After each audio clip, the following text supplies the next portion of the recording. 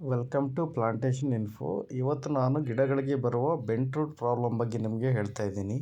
ನೋಡಿ, ಈ ರೀತಿ ಮೊಳಕೆಯನ್ನು ತೆಗೆದು ನಾವು ಬಾಸ್ಕೆಟ್ಗೆ ಹಾಕುವಾಗ ತಾಯಿ ಬೇರನ್ನು ಕಟ್ ಮಾಡಲಿಲ್ಲ ಆದರೆ ಬೆಂಟ್ ರೂಟ್ ಬರುತ್ತೆ. ಹಾಗೆಯೇ ಈ ರೀತಿಯ ಬಾಸ್ಕೆಟ್ ಗಿಡದಿಂದ ನಾವು ನೆಲಕ್ಕೆ ಡೈರೆಕ್ಟಾಗಿ ಪ್ಲ್ಯಾಂಟ್ ಮಾಡುವಾಗ ಬುಟ್ಟಿಯ ಅಡಿಯ ಮಣ್ಣು ಕಟ್ ಮಾಡಲಿಲ್ಲ ಆದರೆ ಕೂಡ ಬೆಂಟ್ ರೂಟ್ ಪ್ರಾಬ್ಲಮ್ ಬರುತ್ತೆ. ನೋಡಿ, ಈ ಗಿಡ ಬೆಂಟ್ ರೂಟ್ ಇನ್ಫೆಕ್ಟೆಡ್ ಪ್ಲ್ಯಾಂಟ್. ನೋಡಿ ಏನಾಗುತ್ತೆ ಅಂದರೆ ರೂಟ್ಗಳೆಲ್ಲ ಮೇಲೇ ಬೆಳೆಯುತ್ತೆ ಹಾಗೂ ತಾಯಿ ಬೇರು ಮಣ್ಣಿನ ಒಳಗೆ ಹೋಗದೆ ಮೇಲೇ ಇರುತ್ತೆ.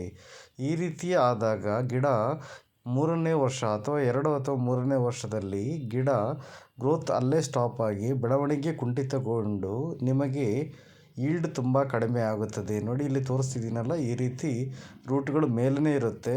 ಈ ರೀತಿಯ ಗಿಡಗಳನ್ನು ನೀವು ನೋಟಿಸ್ ಮಾಡಿದ ಕೂಡಲೇ ಇಮಿಡಿಯೇಟ್ ಅಪ್ರೂಟ್ ಮಾಡಿ ತೆಗೆಯೋದು ಸೂಕ್ತ. ನೋಡಿ, ಇಲ್ಲಿ ನೋಡಿ ತಾಯಿ ಬೇರು ಯಾವ ರೀತಿ ಬಗ್ಗಿದೆ ಅಂತೇಳಿ.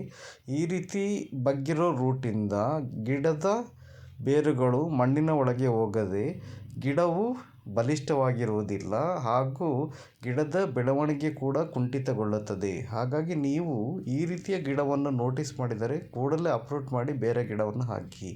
ನರ್ಸರಿಯಿಂದ ಗಿಡಗಳನ್ನು ಖರೀದಿಸುವುದಾದರೆ ನಿಮಗೆ ಗೊತ್ತಿರುವ ಒಳ್ಳೆಯ ನರ್ಸರಿಯಿಂದ ಖರೀದಿಸಿ.